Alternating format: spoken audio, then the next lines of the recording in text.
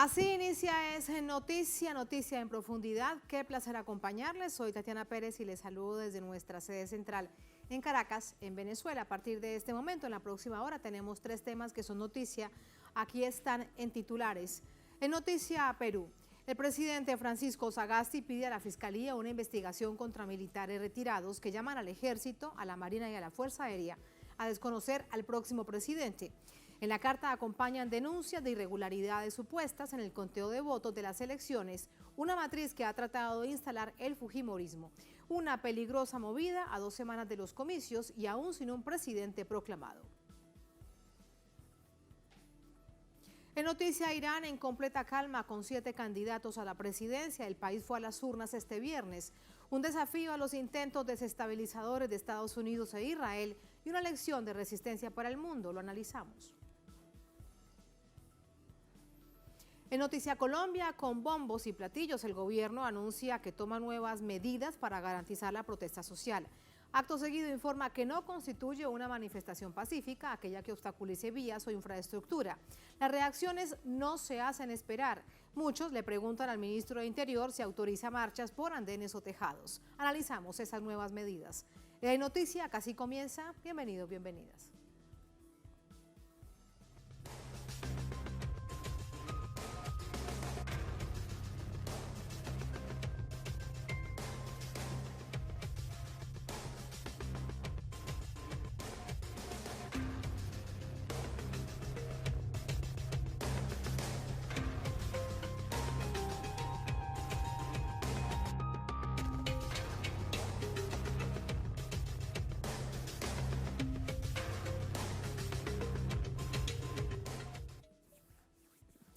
En Noticia Perú, el presidente Francisco Sagasti pide a la Fiscalía investigar a militares retirados por incitar a las Fuerzas Armadas a desconocer la autoridad electoral y el proceso de escrutinio. Todo esto sucede aún a la espera de resultados definitivos de las presidenciales. El gobierno anunció la petición de una investigación a un grupo de oficiales en retiro a través del Ministerio Público por posibles conductas lesivas al orden constitucional.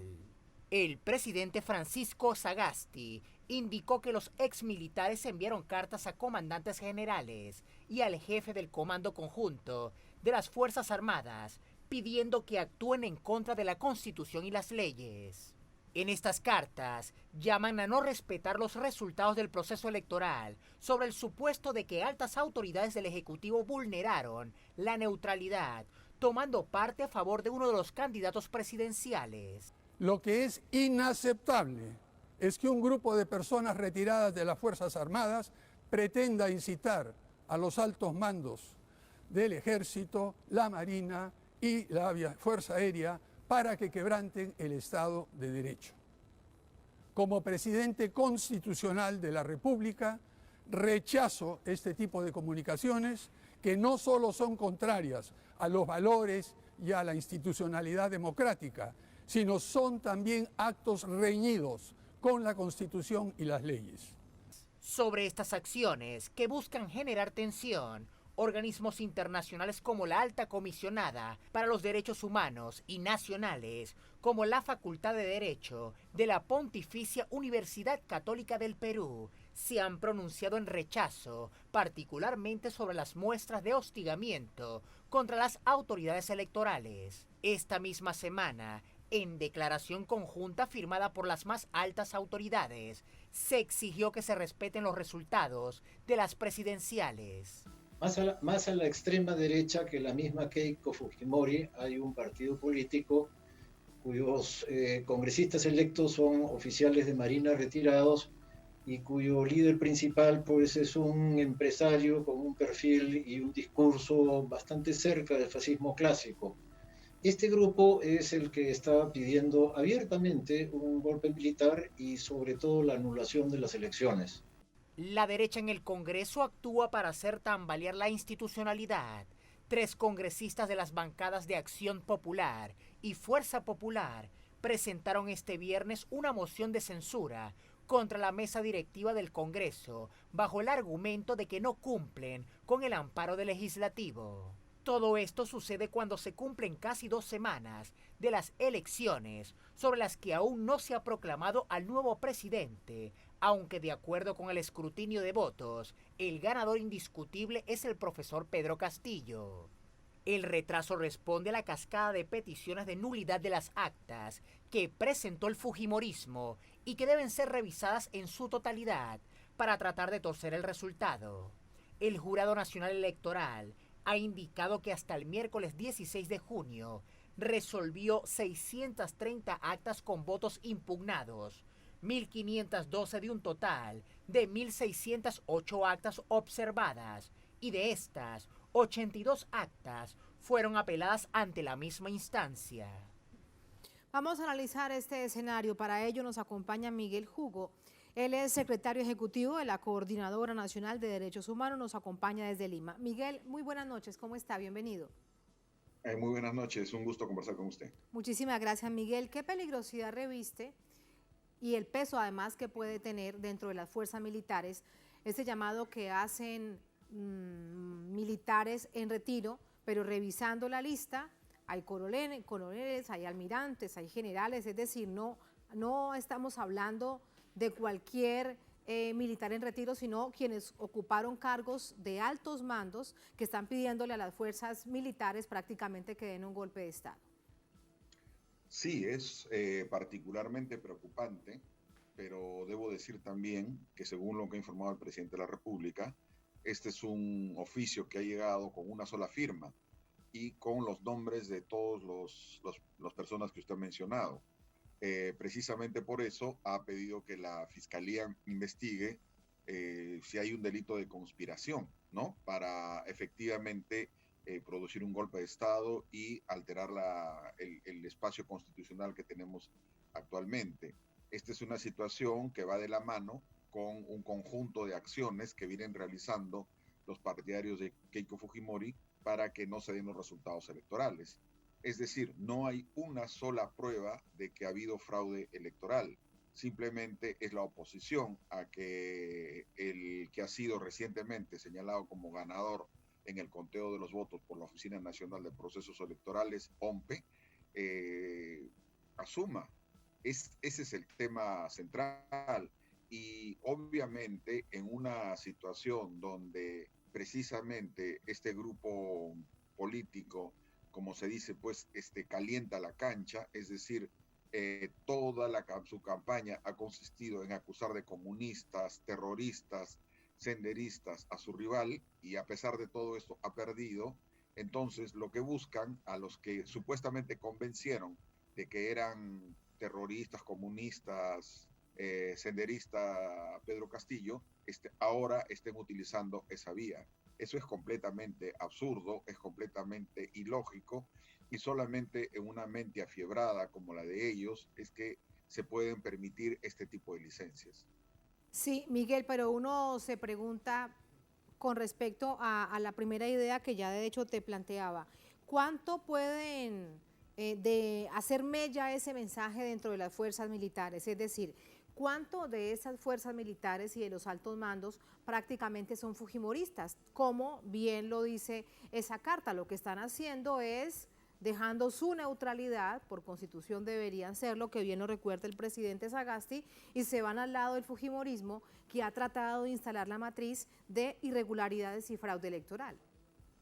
A ver, en primer término, las Fuerzas Armadas, el año 93, perdón, un conjunto de oficiales de alto grado firmaron lo que se llamaba las actas de sujeción.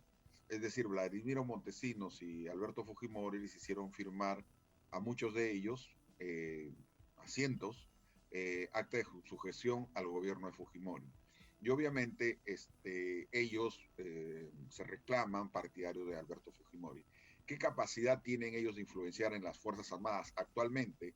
Yo creo que mucho menos los que tenían hace 10 años. Es decir, la democracia se ha ido consolidando.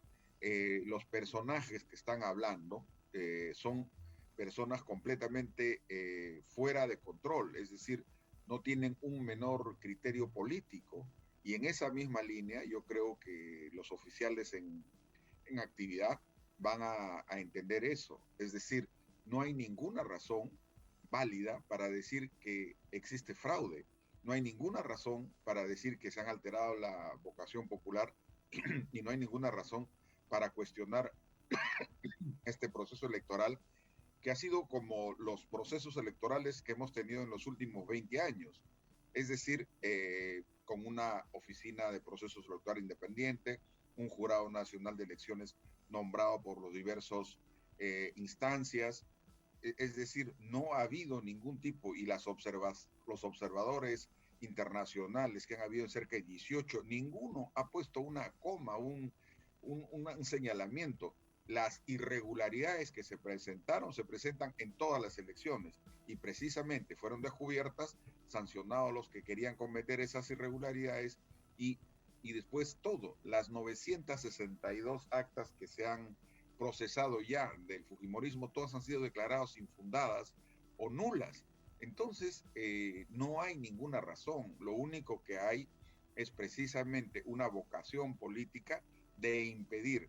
Yo no creo, así lo digo con toda claridad, no creo que estas personas tengan una influencia sobre el sector militar, pero obviamente van generando situaciones que a la larga podrían traernos complicaciones.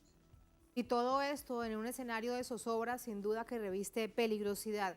Ahora, Miguel, cuando nos hablas del proceso de transformación que han tenido las fuerzas militares después de la dictadura fujimorista, ¿hay cambios en la doctrina militar para que asuman que su labor constitucional es proteger las fronteras, proteger al pueblo, no intrometerse en asuntos políticos del país? Yo creo que sí, yo creo que sí. Yo creo que los últimos años las Fuerzas Armadas se han ido renovando, han ido entendiendo que ellos son parte de un Estado constitucional y cuál es su rol. Esto se ha ido, más bien Fujimori los pervirtió y los metió en su autogolpe, ¿no? Con el famoso general Nicolás Hermosa, ¿no? Todas esas personas que se confabularon con Fujimori para los golpes de Estado y para la corrupción terminaron en la cárcel. Más de 50 militares de alta graduación estuvieron encarcelados durante el primer quinquenio de la transición democrática. Entonces, eso les tiene que haber hecho reflexionar a los militares en actividad para entender que ellos no son parte del juego electoral y que su labor más bien es de contribuir a la calma, a la tranquilidad y a la protección de las fronteras del país. No hemos tenido ninguna azonada en ese sentido y creo que lo que hacen estos señores, que bueno, todos son bastante, por lo menos los dos que se han presentado públicamente a dar la cara por este comunicado, son personas muy mayores que seguramente tienen reminiscencias y tienen todavía pues su formación en la Casa de las Américas, ¿no es cierto? Entonces, creo que por ese motivo están reaccionando de esa manera.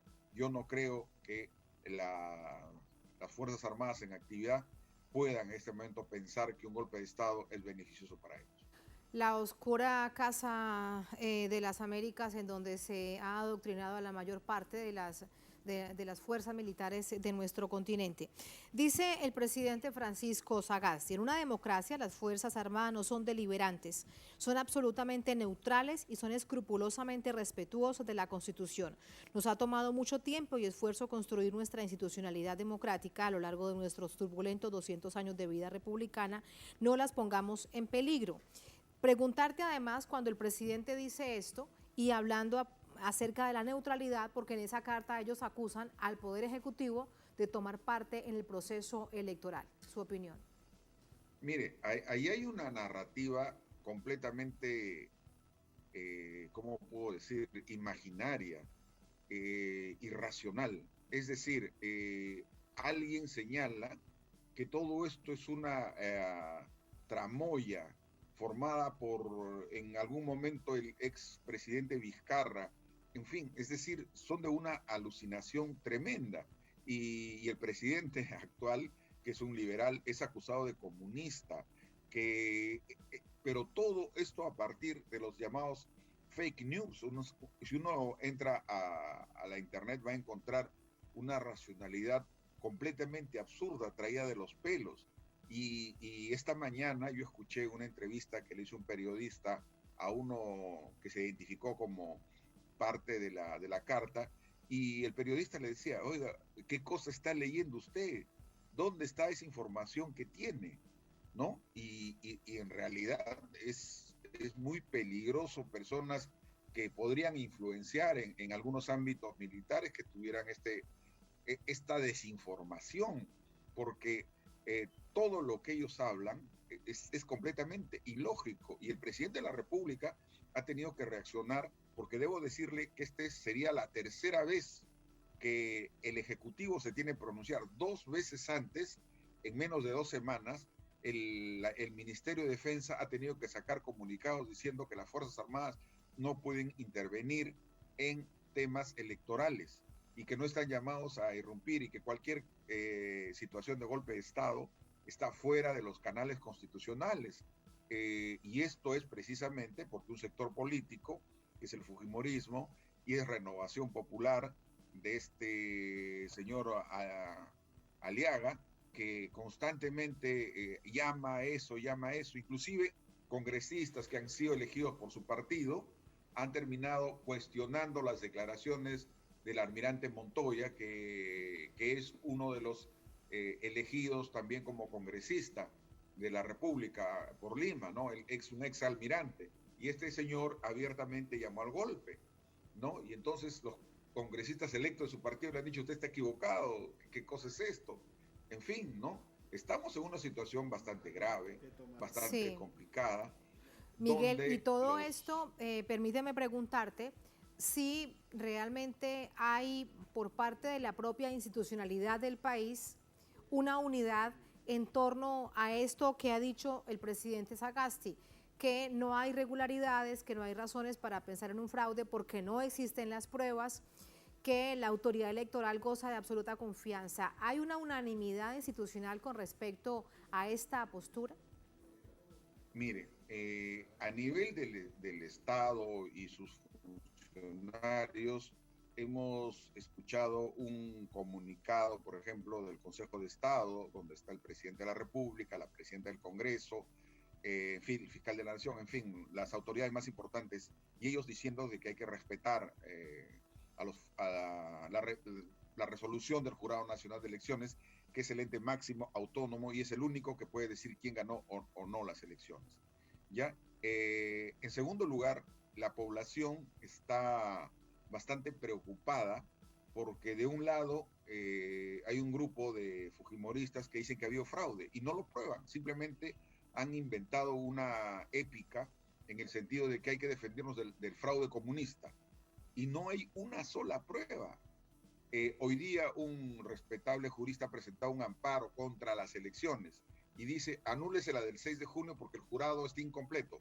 Es verdad, el jurado está formado por 5 miembros, en la actualidad solamente tiene 4 porque el Colegio de Abogados de Lima no nombró su representante. Entonces, si tiene que anular las elecciones del 6, tendría que anular también las del 10 de abril, ¿no? Tendrían que anular todo. Pero se da cuenta, el razonamiento no es la protección del Estado de Derecho, no es la institución democrática. Su razonamiento es cómo hacemos para ganar sabiendo que hemos perdido. Ese es un razonamiento. La población mayoritariamente se está convenciendo. Hay sectores políticos que han votado por la propuesta fujimorista por el miedo supuesto al comunismo, etcétera. Sin embargo, hoy se han entrevistado con el profesor Castillo y están esperando y señalando que se debe respetar. No hay fraude, lo que hay es una intentona de acabar con la democracia. Esa es la verdadera situación que tenemos y por eso es que estos militares que también pues no le tienen mucho respeto a la democracia, ellos seguramente han ejercido su función cuando Fujimori Alberto era presidente de la República y estábamos en dictadura. Eso es lo que hay de fondo, con toda claridad nos lo dice usted, Miguel. Muchísimas gracias, muy buenas noches. Muy buenas noches, un gusto conversar con usted. Muchas gracias. Así nos vamos a la primera pausa en esta emisión de Es Noticia. Al volver en Noticia, Irán.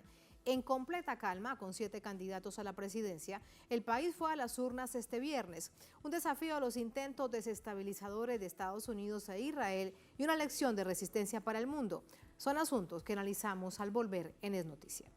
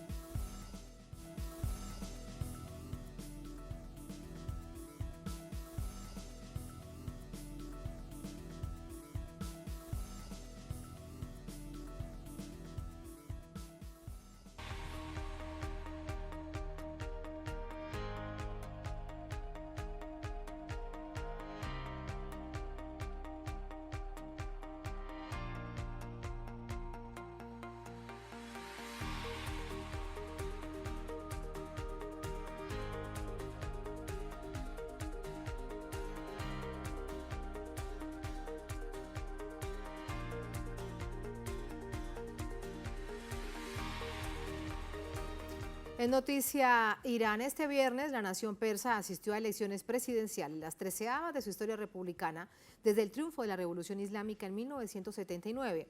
Comicios que se dan en plena normalidad en ejercicio de su soberanía y autodeterminación. Irán acudió este viernes a la 13ª elección presidencial de su historia, con un padrón electoral superior a 59 millones de votantes, en un proceso marcado por la normalidad y la paz. El pueblo es el principal actor y director de esta escena, expresó el líder supremo de la Revolución Islámica, Ali Khamenei, según reseñó el portal Hispan TV. Agregó que es el pueblo el que determina con sus votos el destino general y la tarea del país para los próximos años. Para estos comicios, fueron 7 los candidatos: Ebrahim Raisi, actual presidente del Poder Judicial iraní; Mohsen Rezai, economista y militar retirado; Sayid Jalili, exsecretario del Consejo Superior de Seguridad; Alireza Sakani, actual director del Centro de Investigaciones del Parlamento; Abdelnaser Hemati, gobernador del Banco Central de la República; Amir Hossein Kazizad, primer viceministro del Parlamento; y Mohsen Meralizadeh, gobernador de la provincia de Isfahán. Hassan Rouhani, presidente saliente, convocó a la población persa a las urnas para decepcionar a los enemigos participando en las elecciones, declaraciones que se dan en el marco de un proceso electoral que el mundo entero observa, pues Irán ha sido uno de los países más atacados políticamente por las hegemonías occidentales, especialmente por Estados Unidos. Además del presidente de la República, los iraníes también sufragaron por los miembros de los consejos legislativos municipales y por la renovación de los integrantes del Parlamento y la Asamblea de Expertos. 66.800 colegios electorales fueron habilitados para estas elecciones en el territorio iraní, mientras que otros 234 se instalaron en 133 países de los 5 continentes para que 3,5 millones de connacionales en el exterior pudieran ejercer su derecho al voto. Ya en la noche, el Comité Electoral del Ministerio del Interior iraní anunció la prórroga de las votaciones hasta las 2 de la madrugada del sábado 19. Al momento del cierre de esta edición, amanece en la nación persa y se esperan los resultados en total normalidad. Y estamos muy atentos a los resultados que se entreguen por parte de las autoridades electorales. Este escenario de jornada electoral en tanta tranquilidad, en normalidad y en paz, lo vamos a conversar, lo vamos a analizar con Pablo Jofré, periodista, escritor chileno, analista internacional, nos acompaña desde Santiago, es especialista en Oriente Medio y el Magreb. Pablo, muy buenas noches, bienvenido, ¿cómo estás? Tatiana, muy buenas noches, gracias por la llamada. Muchas gracias. Pese a muchos pesares de Estados Unidos e Israel, de nuevo Irán realiza elecciones y presidenciales. Conocer tu opinión. Bueno, efectivamente, muy a pesar, como dices tú, ¿no?, porque lo que le gustaría a Estados Unidos, a Washington, lo que le gustaría al sionismo, es que no se hicieran elecciones en Irán, de tal forma que su narrativa respecto a la falta de democracia o una democracia frenada en Irán se activa con un freno a las elecciones. Sin embargo, estas son las elecciones número 13 en Irán, desde el triunfo de la revolución en 1979. Y además se dan las elecciones en una situación muy particular, en medio de una pandemia del COVID-19 que ha afectado fuertemente a Irán, se da en medio de sanciones, bloqueos y embargos desde el año 2006 y que se incrementaron por Estados Unidos a partir del año 2018. Es decir, hay varios países en el mundo, entre ellos Venezuela, Cuba, que realizan sus elecciones muy a pesar de los deseos de Washington. Y en realidad eso es mirarse el ombligo, ¿no? Porque Estados Unidos debería preocuparse de fortalecer su sistema democrático, dejar de ser ese ficticio faro del mundo que alguna vez trató de enraizar en nuestras conciencias y preocuparse más bien de fortalecer a los países que son capaces de realizar elecciones, llamar a su población, elegir consejos legislativos, municipales, renovar el parlamento, en lugar de seguir con su proceso de desestabilización. ¿Por qué no hace eso con aliados que no tienen ni siquiera democracia? ¿Por qué no hace eso en la Casa al Saud, en Arabia Saudí, en los Emiratos Árabes, en Marruecos? Ahí no hay palabras de democracia o de llamados al respeto a los derechos humanos. Eso es muestra evidente, Tatiana, de una hipocresía y un doble rasero que ya nadie se los cree. Por tanto, más bien hay que centrar la mirada en lo importante que es que un país sometido a sanciones, bloqueos y embargos es capaz de convocar a un porcentaje importante de su población a elegir un presidente, a elegir parlamentarios, a elegir el Consejo de Discernimiento, a elegir consejos legislativos municipales. Eso creo que es lo importante. Y como ha dicho el presidente saliente, Hassan Rouhani, hay que salir a ejercer este derecho al voto para enviar este mensaje a las naciones que esperarían verlos quebrados en su propia visión interna. Por eso preguntarte el papel que ha cumplido Hassan Rouhani durante estos años de gobierno, nada fácil, entre otras cosas, recordando que tuvo que enfrentar todos los ataques y agresiones por parte de la Casa Blanca en tiempos del gobierno de Trump. Sí, permíteme en ese sentido, Tatiana, ser muy respetuoso respecto a mi visión de Hassan Rouhani en los aspectos de los que tú dices, ¿no? Creo que la administración de Irán ha sido en general una administración que ha sabido llevar adelante la defensa de Irán, en primer lugar, la defensa de la soberanía, de la dignidad, fortaleciendo el sistema de defensa, no dejándose amedrentar respecto a su sistema de defensa de misiles o a su industria militar, o el apoyo que se ha dado a Siria, que se ha dado a Irak, que se da al pueblo palestino. Pero igualmente hay una crítica respecto a Hassan Rouhani de que en estos años él se esforzó en tratar que Estados Unidos y la Unión Europea digo parte, ¿no? Francia, Gran Bretaña y Alemania, se esforzó en tratar de que esos países cumplieran el Plan Integral de Acción Conjunta, el acuerdo nuclear. Y se esforzó tanto que generó críticas al interior porque centró su objetivo en política exterior en algo que no se ha logrado. Porque Estados Unidos no solo borró con el codo lo que firmó con la mano, sino que intensificó las sanciones y además arrastró a Francia, Alemania y a Gran Bretaña en el incumplimiento de aquello firmado, que era fortalecer la industria petrolera, que se comprara el petróleo iraní, que se establecieran las inversiones en Irán con la cantidad y la magnitud que se requería. Francia y Alemania eran grandes inversores en Irán, que al mismo tiempo se evitaran las sanciones tecnológicas, médicas, farmacéuticas, y hemos visto que están seguidos en plena pandemia del COVID-19. Pero en el marco general te diría que la administración de Rouhani y el trabajo de Mohammad Javad Zarif en el plano internacional como ministro de Relaciones Exteriores tiene un sentido más positivo que negativo. Pero siempre es importante dar a conocer cuáles son los puntos que requerían quizás otra mirada y que creo que la nueva administración lo va a tener. Hassan Rouhani y su administración tuvieron gestos que lo enaltecen. Ejemplo, y que tiene que ver con Venezuela, Tatiana. El permitir, el impulsar que 5 supertanques salieran de territorio iraní, cruzaran el Mediterráneo, el Atlántico y llegaran a puertos venezolanos para entregar su carga de gasolina, de tecnología para la industria petrolífera, a pesar de los chantajes, a pesar de las amenazas de Estados Unidos, es un ejemplo que hay que tenerlo como referente de lo que significa un gobierno digno.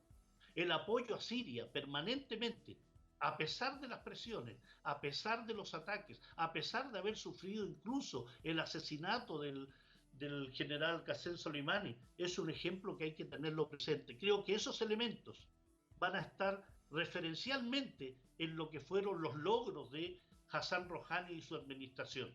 Más allá de los puntos críticos que te mencioné, hay otros puntos que destacan muy en lo alto y que hacen reconocer a la nación persa como un referente en política internacional. Me pregunto con respecto al acuerdo del G5+1 al que hacía referencia y su plan nuclear. Hassan Rouhani luchó por todos los medios para que la Unión Europea pasase de la retórica a la acción y enfrentara al gobierno de Estados Unidos de Trump, que se había retirado después de más de 5 años de negociaciones de la era Obama en lograr este acuerdo del G5+1.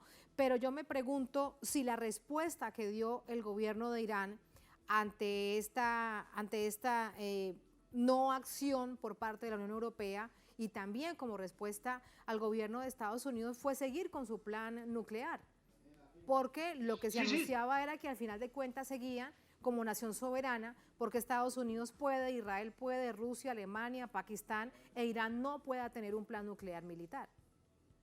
Indudablemente, Tatiana, es parte de esa hipocresía, ese doble rasero, ¿no? O sea, el fortalecimiento del programa nuclear sionista, por ejemplo, lo tiene con 200 a 300 artefactos nucleares. El programa de energía nuclear de Arabia Saudí, de una monarquía totalitaria, criminal como la saudí, tiene de que aquí al año 2050 se construyan 30 centrales nucleares. ¿Cómo se ha fortalecido a dos regímenes de esas características, violadores de los derechos humanos del pueblo palestino y del propio pueblo saudí y en su agresión a Yemen? Y sin embargo, absoluto silencio sobre eso, ¿no? Lo que hizo Irán es lo que tenía que hacer, no solo en virtud de que se lo permitía el propio acuerdo nuclear, Tatiana. En los artículos 26 y 36 del Plan Integral de Acción Conjunta se permitía que el país firmante, en este caso referente del G5+1, Irán, pudiese continuar con su programa nuclear, con enriquecimiento de uranio, con el fortalecimiento del uso en la centrífuga, el qué hacer con el agua pesada, el fortalecer la infraestructura de sus centrales nucleares, si no se cumplía con el término de las sanciones. Eso es lo que hizo Irán. Y lo hizo en virtud de su soberanía, sin temer lo que dijeran los otros. Lo que pasa que para Europa, para Francia, Gran Bretaña y Alemania, y para Estados Unidos, eso significaba una violación, sabiendo en el caso europeo que no era así, y diciéndolo en privado a las autoridades iraníes. Eso trascendió en muchísimas ocasiones. Ante Irán, Francia, Gran Bretaña y Alemania decían: sabemos que usted está cumpliendo. La Agencia de Energía Internacional de Energía Atómica decía exactamente lo mismo. Irán está cumpliendo, pero es tal el poder de chantaje, de presiones que Estados Unidos ejerce sobre estos países que no tienen soberanía, que no tienen dignidad. Podrán ser países con una larga historia. El señor Macron, la señora Merkel y en el caso de Boris Johnson podrán ser dirigentes de países muy poderosos económicamente, pero donde falta la dignidad, donde falta la capacidad de levantarse y decirle a Estados Unidos: ¿sabe, señores de Washington? Irán está cumpliendo y nosotros vamos a cumplir con los compromisos asumidos. Sin embargo, se sometían a la retórica de Donald Trump, a las amenazas de Donald Trump de establecer sanciones contra empresas de esos países si no se sumaban a la plantilla de sanciones contra Irán. Estamos viendo entonces que en general la hipocresía y el doble rasero se imponen en las relaciones internacionales, y por eso te hablaba, Tatiana, que Irán se ha convertido en un punto referencial de un país soberano, un país digno y un país que puede dar cátedra a esos países de lo que es democracia. ¿Qué interesa la democracia representativa si no son capaces de cumplir sus compromisos internacionales?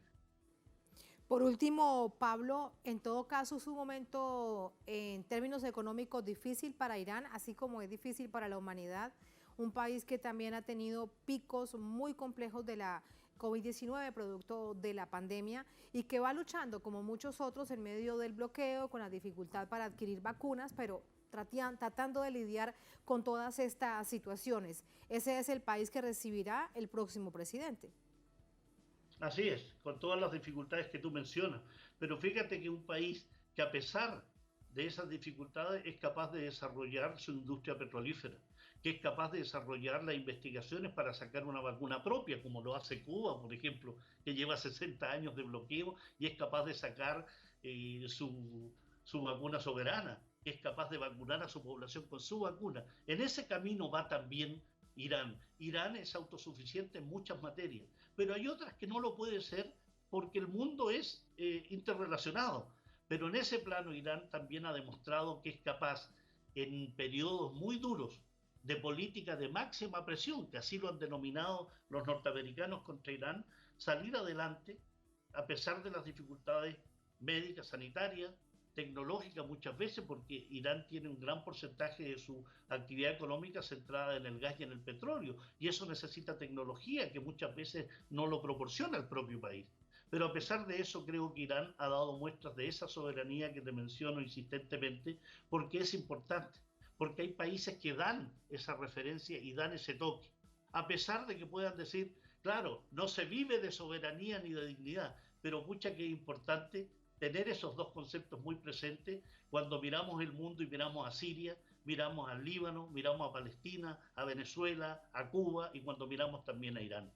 Esa es la gran fortaleza. Muchísimas gracias, Pablo. Buenas noches. Muchas gracias, Tatiana, y buenas noches también. Muy buenas noches. Buen fin de semana, Pablo.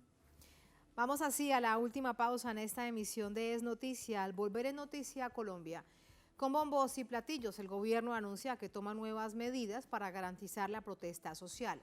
Acto seguido informa que no constituye una manifestación pacífica aquella que obstaculice vías o infraestructura. Las reacciones no se hacen esperar. Muchos le preguntan al ministro de Interior si autorizan marchas por los andenes o por los tejados, o por dónde será que se autorizan marchas. Son una cantidad de medidas que ha tomado el ministro de Interior en voz del gobierno que analizamos al volver en El Noticia.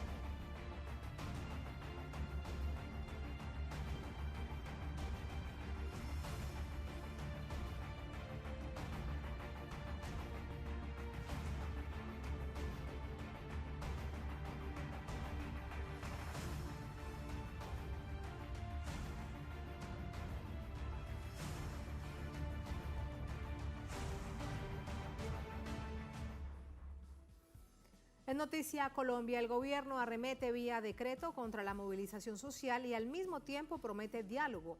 Los llamados puntos de resistencia o primera línea continúan sin que haya garantías al derecho a la manifestación.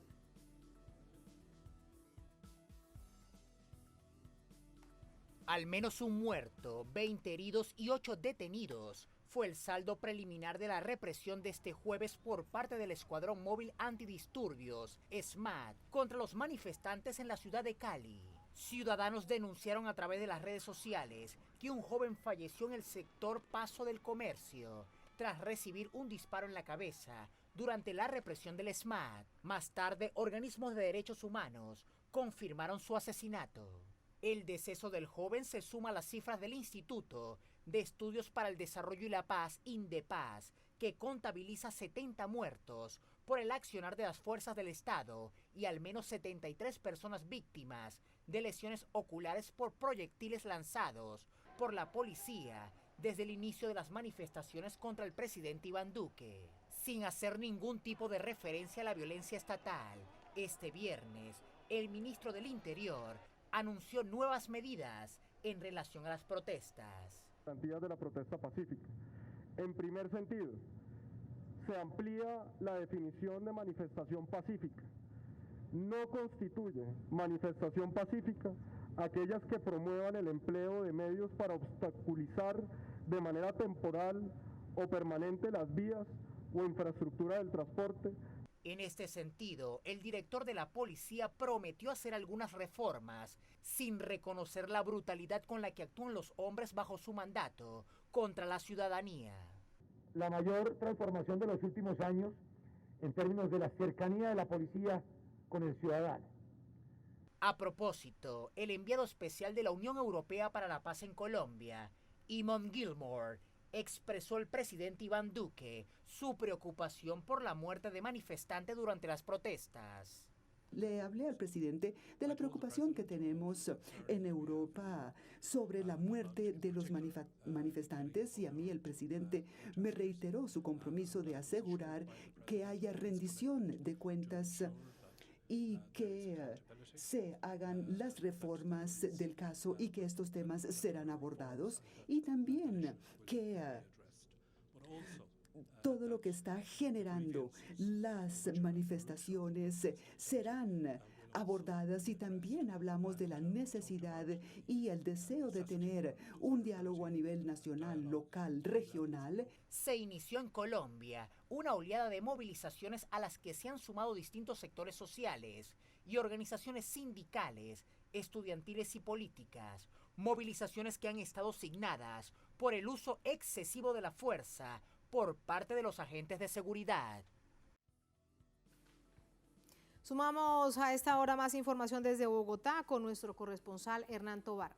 Hola Hernán, muy buenas noches. Dice el gobierno a través del Ministerio del Interior, el ministro del Interior, que aparecen nuevas garantías para la protesta social. ¿Cuáles son las reacciones? Tatiana, televidentes, muy buenas noches. Pues el ministro del Interior, Daniel Palacio, asegura que estas nuevas medidas se toman para garantizar la protesta social. Recordemos que el Comité del Paro se levanta de la mesa con el gobierno porque este no firmó el preacuerdo que precisamente daba cuenta de la posibilidad de esas garantías o que se le tenía que ofrecer a la protesta social. Pues esto es lo que el ministro hoy asegura que se implementará a partir de la fecha. Y es que, Tatiana, se modificó un decreto, el 003 del 2021, donde se establecía, o donde se establece mejor, que no constituye manifestación pacífica aquella que no promueva, o mejor que promueva, el empleo de medios para obstaculizar temporal o permanentemente las vías. ¿Qué quiere decir esto? Y esa es, digamos, la gran controversia y la gran discusión. Se prohíbe, prácticamente se prohíbe la presencia de los manifestantes en las vías. Una manifestación es irruptiva, de por sí, es su naturaleza. ¿Por dónde o por qué medio o bajo qué situación se va a hacer una protesta si no es con la presencia en las calles, con la presencia en las carreteras?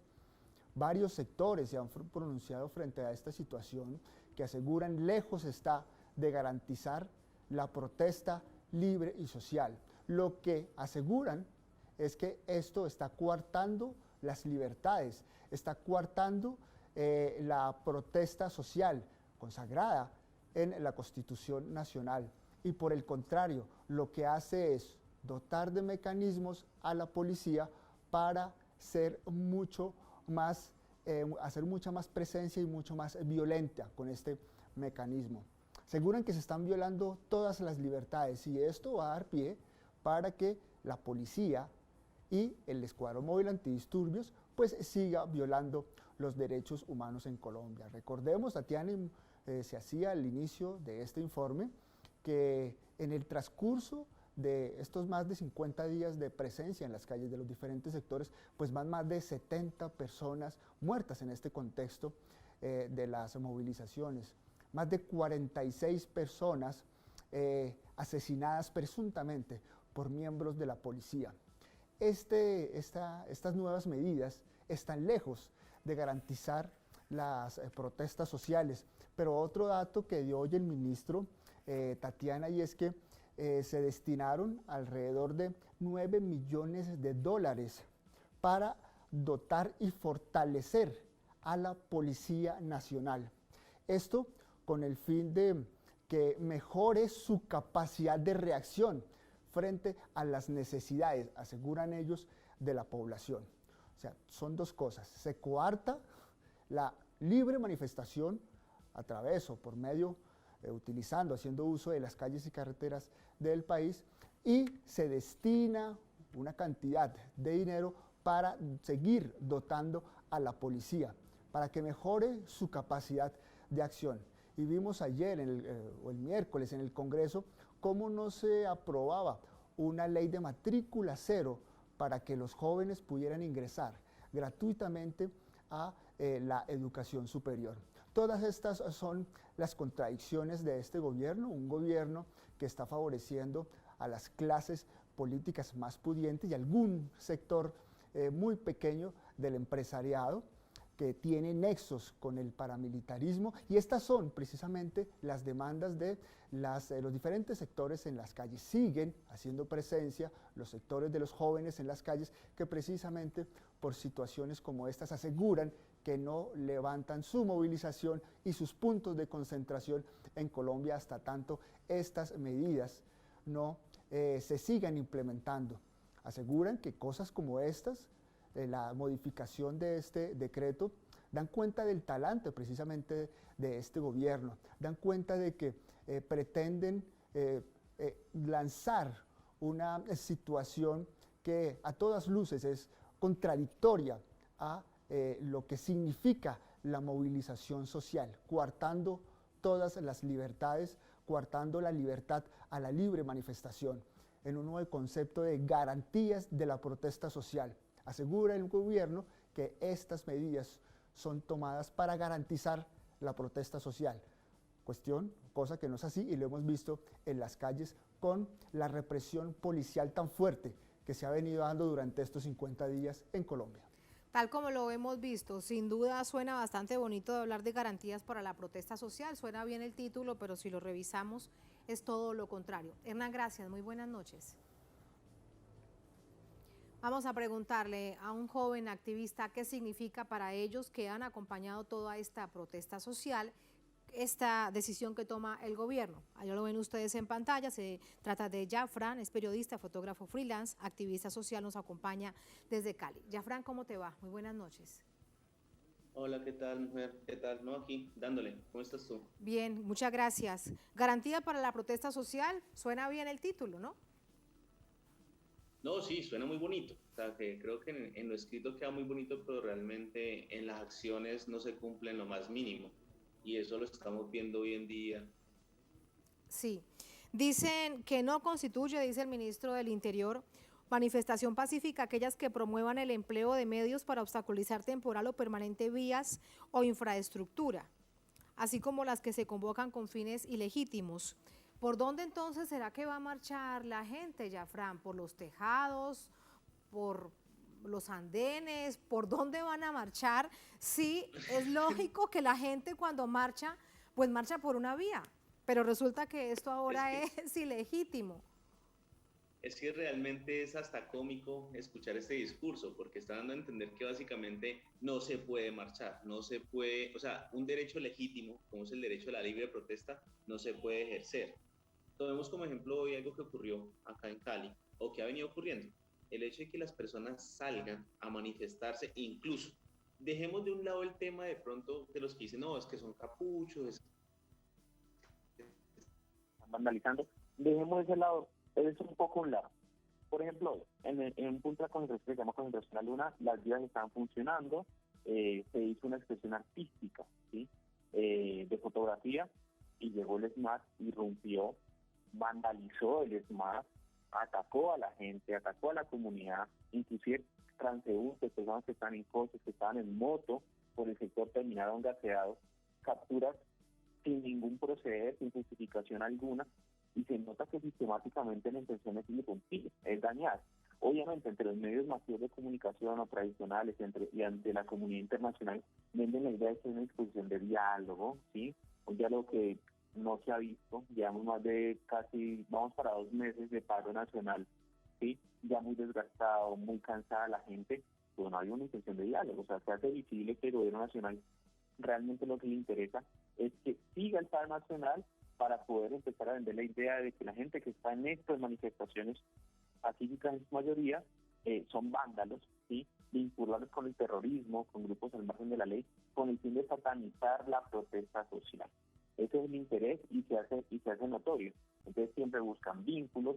En este momento las cifras son absurdas, ¿sí? O sea, tenemos más de 45 personas asesinadas, tenemos miles de personas heridas, personas disparadas, solamente el día de ayer asesinaron a una persona aquí en Cali. Estuvimos en un Paso del Comercio, conocido como Paso del Aguante, un joven, ¿sí? Que está que presuntamente de primera línea, con un escudo de madera, fue atacado con un disparo, ¿sí? Que le dio en su cabeza y que lo mató automáticamente. Y este es uno de los tantos casos que se viven en una ciudad como Cali, en el que realmente, ¿sí? Cali se representa como lo que pasa a nivel nacional, realmente no hay garantías mínimas para ejercer un derecho fundamental que es el derecho a la protesta social. No hay. Venden la idea, ¿sí? Plantean de que la gente puede marchar, pero para poder marchar tienes que pedir 10.000 permisos para poder salir. Si ellos no te lo dan, no puedes salir. Tienes que tener autorización de la policía, tienes que pagar por esos permisos y fuera de eso te dicen si se puede o no se puede hacer. O sea, realmente hasta qué punto se limitan el derecho a la libre protesta. O sea, realmente no se puede hacer. Y como tú decías, puedes protestar pero no puedes salir, puedes protestar pero no puedes ocupar las calles, puedes protestar pero no te puedes concentrar ni siquiera de manera pacífica en un punto porque estás obstaculizando a lo que ellos plantean el derecho, sí, a que otras personas se movilicen. Listo, entendemos esa dinámica, pero incluso en muchos espacios, y hay registros sobre ello, en que se plantea intervenciones intermitentes o intervenciones en las que, por ejemplo, una calle de 3, 4 carriles se tomen solo uno, se tomen solo 2, también son atacados por las fuerzas policiales. Entonces se nota y se hace visible que no tiene interés alguno de que la gente muestre siquiera un descontento mínimo con las acciones y las políticas del gobierno actual, que obviamente es una seguidilla de unas políticas que vienen desde muchos años atrás en un país como Colombia. Donde se han ido precisamente incrementando, como lo que veíamos antes de esta conversación con usted, Jafran. Y lamentablemente las cifras de jóvenes asesinados, ya sea por las balas de la fuerza legal o ilegal del Estado, continúa. Vamos a ver lo que acaba de decir el senador colombiano Iván Cepeda a través del Twitter y ubica este comunicado que es una denuncia pública de la Unión de Resistencia de Cali. Continúa el paramilitarismo urbano sin que el gobierno de Iván Duque tome medidas claras y contundentes. Hoy a las 6:25 p.m. un carro llegó disparando al punto de resistencia a las 1000 luchas en Cali, asesinando al joven Eloy Mata Díaz, según denuncia la Unión de Resistencia de Cali, y ubica el senador Cepeda este comunicado de otra situación tan grave y dolorosa como la que ya hemos visto en estos 52 días. Paradójicamente, Jafran, el gobierno dice que viene el diálogo, también en las nuevas medidas hablan de la creación del Sistema Nacional de Gestión de Diálogo Social y Resolución de Conflictos. ¿Usted sabe quién es la persona encargada de presidirlo? Mujer, te puedo decir, para no andar más en este tema, lo que acaba de comentar Iván Cepeda, lo que acaba de publicar, es una publicación que también yo hice sobre la URC, de la Unión de Resistencias Cali, o sea, es la organización que se conformó de todas las resistencias, puntos de resistencias que se encuentran en una ciudad como Cali, y esto se está representando en todo el país, en las diferentes concentraciones en todo el territorio nacional. Todos los días, lastimosamente, sale un comunicado de la URC rechazando diferentes acciones. Ayer, el compañero que fue asesinado en Paso del Comercio, la incursión de personas de civil que entraron disparando y que dejaron más de 3 personas heridas en el punto de Puerto Resistencia. Hoy el asesinato de una persona en el puente de las 1000 luchas. Hoy el atropello del ESMAD. O sea, todos los días la URC le toca exponer todos los atropellos que están teniendo.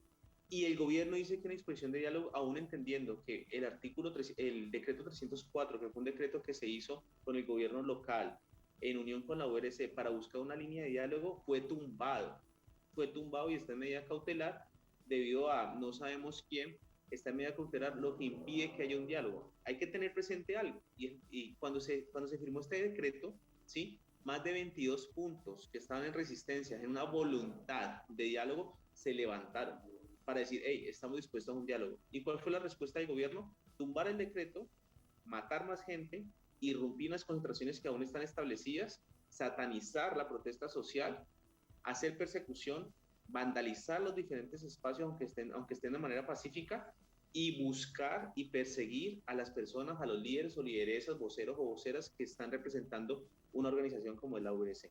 Entonces, una cosa es lo que se dice, pero en los hechos estamos viendo que es una idea totalmente diferente. Totalmente distinta. Te preguntaba además de una manera irónica si sabías, porque hay que contarle a la audiencia que quién presidirá esta comisión de diálogo. Bueno, es el presidente de Colombia, el jefe de Estado, el jefe de las fuerzas militares, el que manda a asesinar a los jóvenes a través de la fuerza pública en Colombia, como lo hemos visto y como nos detallabas particularmente en Cali. Ese es el escenario a 52 días de este paro nacional con los protagonistas que son los jóvenes en las calles. Yafran, muchas gracias. Buenas noches. Vale, muchas gracias para ti, muchas gracias por el espacio y feliz noche. Muy buenas noches. A ustedes gracias por habernos acompañado, les deseamos también buenas noches, buen fin de semana, nos encontramos el próximo lunes aquí con más de noticias, sigan con nosotros.